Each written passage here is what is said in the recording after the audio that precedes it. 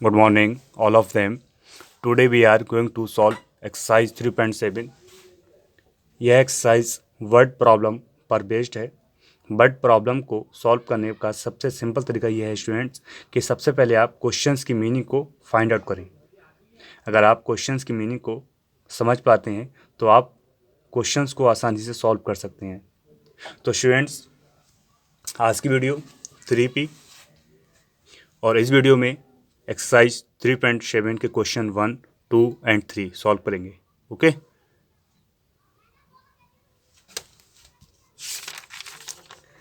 तो students, question number 1 को solve करने से पहले एक नोट है, इसको देख लेते हैं।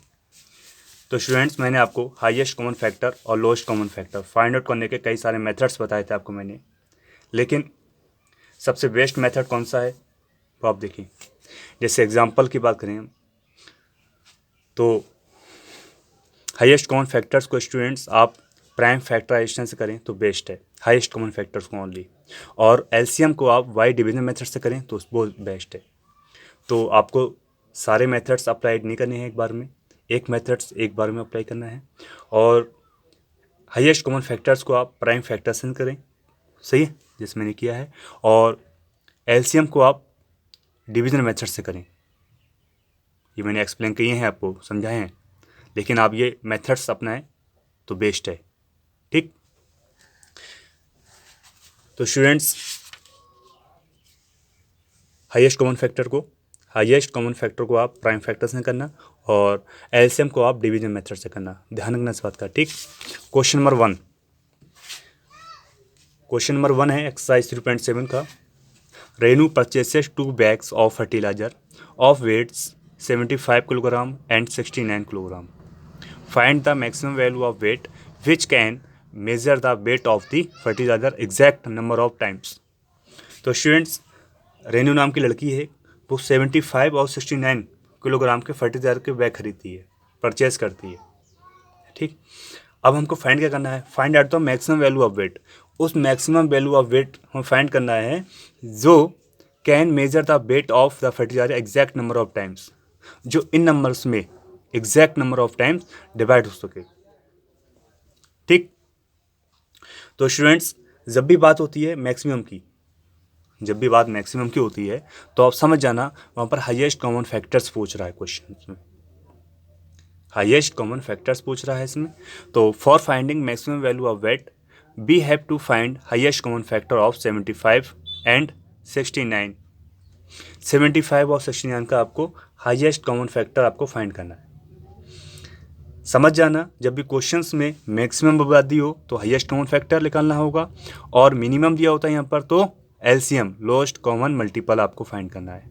ठीक, चलो सॉल्व करते हैं क्वेश्चन। 75 के फैक्टर्स किए, प्राइम फैक्टर्स किए।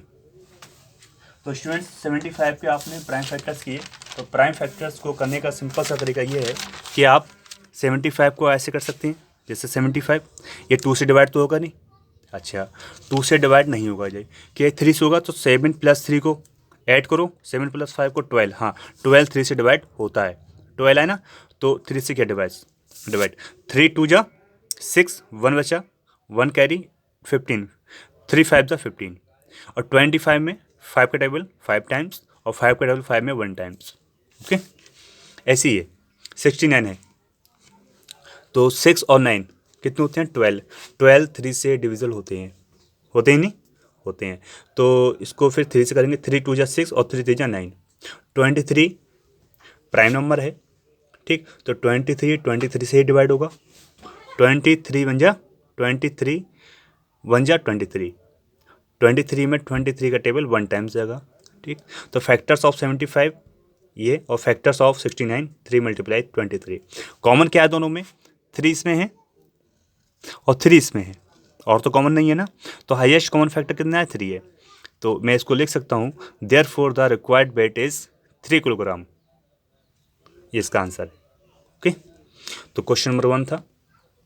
क्वेश्चन नंबर 2 देखते हैं। Question number 2, 3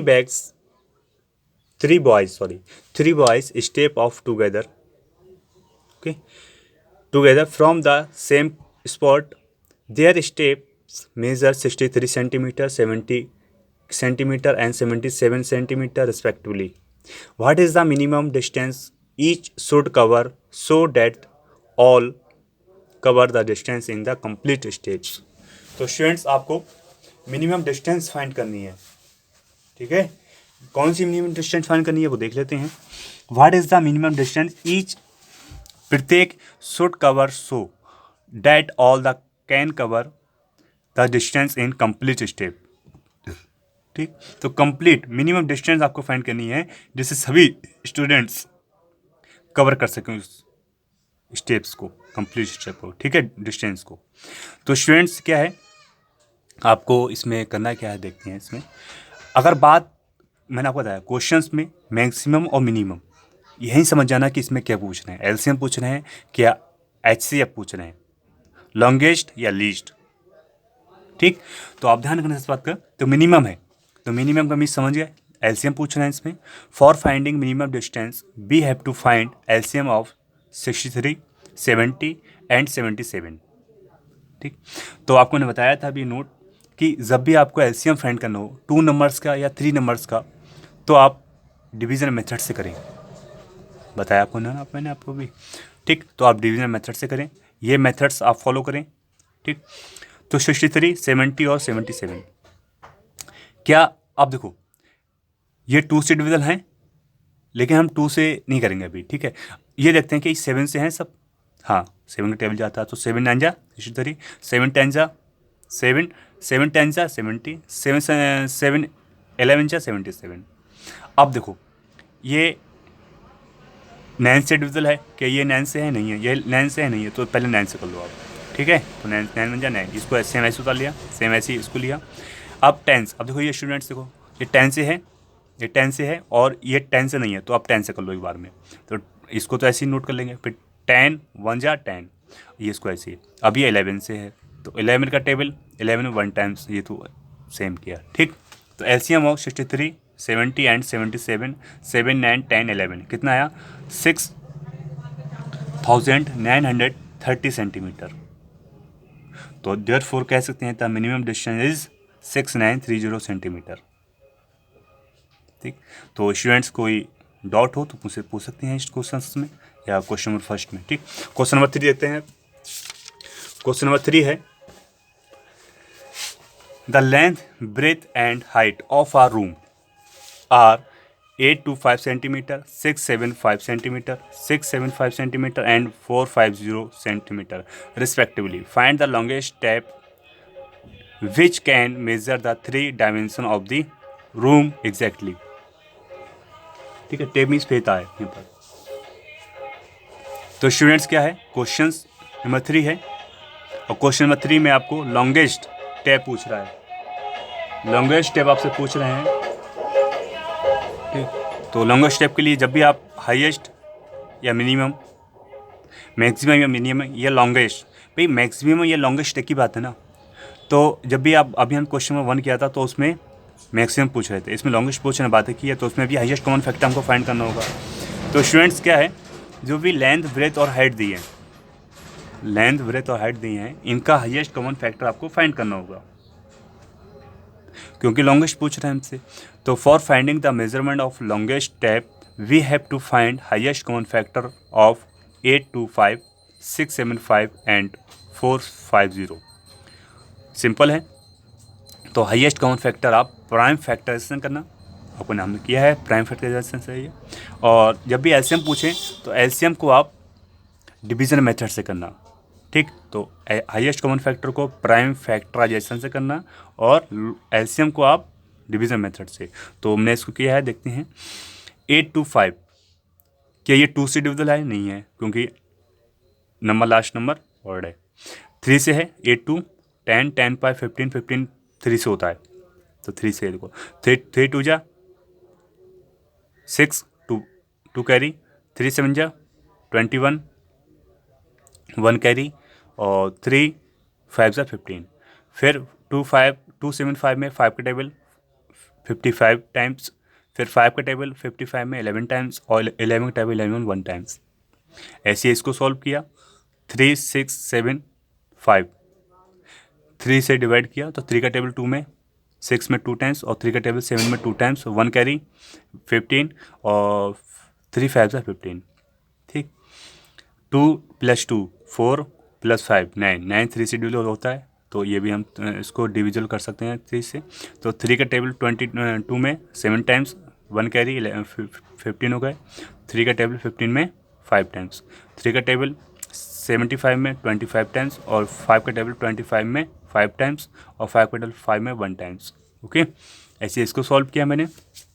factors of 8 to 5 ये नोट किए, फैक्टर्स ऑफ 6 7 5 ये नोट किए, फैक्टर्स ऑफ 4 5 0 ये नोट किए, ठीक।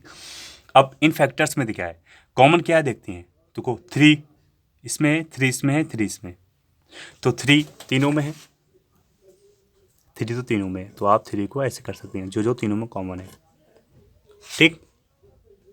और क्या है इसके अलावा, देखो 5 इसमें है, 5 इसमें है, 5 इसमें है, तो 5 लिखे, ये वाला 5 लिखा मैंने। फिर ये वाला 5 इसमें है, ये 5 इसमें है, ये 5 इसमें, एक 5 और लिखे। तो 3 × 5 × 5 कितना है 75, तो हाईएस्ट कॉमन फैक्टर 75 आया, तो यही इसका आंसर है। तो therefore the longest step is 75 centimetre. Okay, तो स्टूडेंट्स यहाँ पर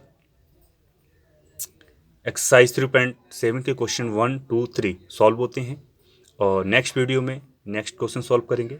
और इन क्वेश्चंस में कोई डाउट हो, कोई क्वेश्चंस पूछना हो, कोई क्वेश्चंस क्लियर ना हो तो मुझसे पूछें प्लीज़। एक सबसे अच्छा स्टूडेंट्स वही स्टूडेंट्स होता है जो क्वेश्चंस पूछे।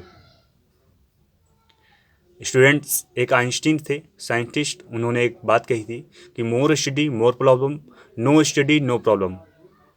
मोर study more problem, no study no problem. ज़्यादा पढ़ोगे तो ज़्यादा समस्या आएंगी, नहीं पढ़ोगे तो समस्याएं नहीं आएंगी, ठीक। तो क्वेश्चंस पूछते रहिए, डाउट पूछते रहिए, वर्क कंप्लीट करते रहिए, और कोई क्वेश्चंस पूछना हो प्लीज़ ज़रूर पूछिए मुझसे। आप अच्छे से पढ़ें, मन लगा के पढ़ो, और कुछ समय बाद चैप्टर 3 भी कंप्लीट होगा। अब चैप्टर 4 की ओर बढ़ेंगे आगे, ठीक। तो अभी 10 जून तक तो चैप्टर 1 2 3 चलेगा, अभी रिवीजन चलेगा, ये अभी ये कंप्लीट कर लें, ठीक। उसके बाद कोई चैप्टर 4 करेंगे कंप्लीट। तो स्टूडेंट्स अच्छे से पढ़ो, मन लगा के पढ़ो, कोई क्वेश्चंस पूछना हो तो प्लीज़ मुझसे पूछें। और क्वेश्चंस पूछना स्टूडेंट्स के लिए बहुत ज़रूरी होता है, डाउट पूछना बहुत ज़रूरी है, ठीक। Okay, bye, thank you.